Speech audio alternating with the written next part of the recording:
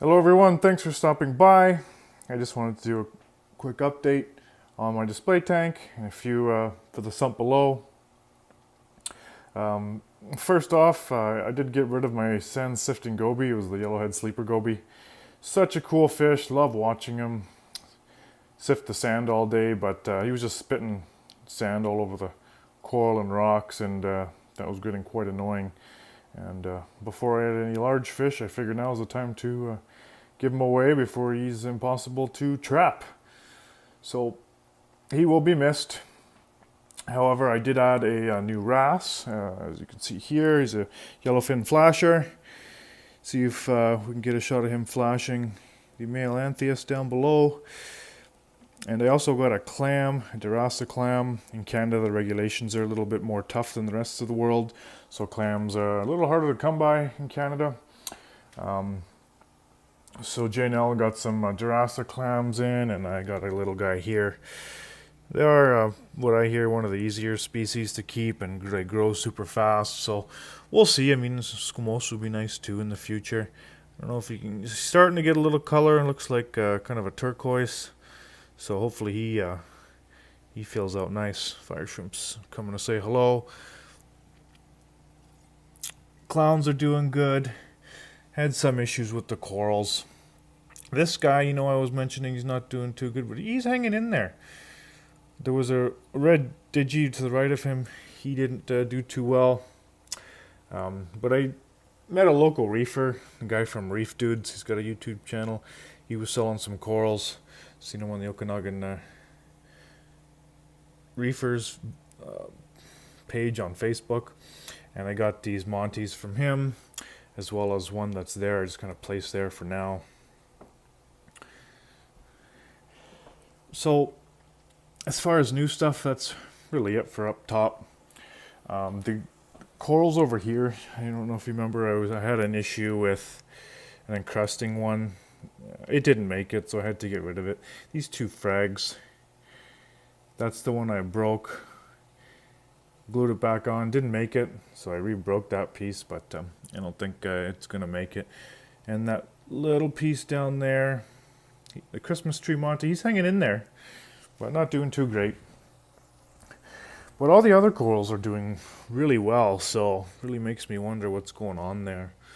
It could be a million things. It's just hard to know which one it is. So I'll hold off, get my tank stable again, and then maybe try a few more frags. And what I mean by stable is, in hopes to revive these dying corals, I started feeding my tank what appeared to be way too much food. I was using the Red Sea's Reef Energy, 2 meals a day, which is a third of the recommended dose, as well as SPS powdered food. I was target feeding those. But all that did was just fuel the algae, bubble algae specifically. You can probably see it. It seemed to breed on this rock more than anywhere else. Now, being that I use NoPox for nitrate control, it's easy enough to just increase the dose of that. I went from 2 to 9 mils a day, and the algae's slowly going away, dying off, getting blown away by the pumps. And you slowly want to reduce the NoPox. I think I'm at 8 mils a day now. But I have another encrusting Monty here I want to point out, and he's doing great. Slowly but surely, he's growing. And what's nice is you can see some coralline really starting to pop out now. So, slowly finding my rhythm with this tank, and then, as most seasoned reefers will say, less is more. So as soon as I find my rhythm, I'll leave her alone. But so far so good. I'm happy. I want to add some bigger fish in the future. But I'll probably get a mandarin and maybe a couple blue chromis first, and then a couple tangs is what I'm thinking. But we'll see. I'm going to get rid of the algae, get this tank back to the standard. And one thing I want to mention down here is I did drill holes in all the containers for my dosing liquid, except for the NoPox because it stinks. It did not help with the air in the line issues.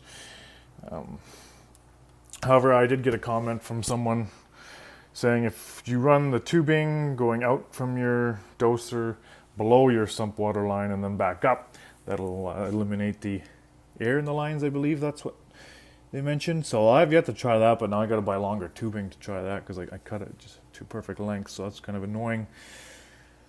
Besides that, the Cato's good. I actually just cut a ton of it out. I'm going to get a bigger pump for this refugium. I have that tiny little one, and I noticed, all the stuff settles on the bottom. It looked like Santa was starting, but after I cut the Cato out, it went away, or got stirred up and out anyways. When I went to see that guy from Reef Dudes, I did get some phytoplankton from him, so I probably can't see it in this video. Dirty glass, I apologize. But there's a ton of pods in there. They've bred like crazy. Got the Miracle Mud going. I did get some test kits to order, or to test iodine, iron, and potassium. My iodine was spot on, iron was low, potassium was low, so I added that via the Coral Color solution. And that's really it for this video. Thanks for stopping by. Until next time.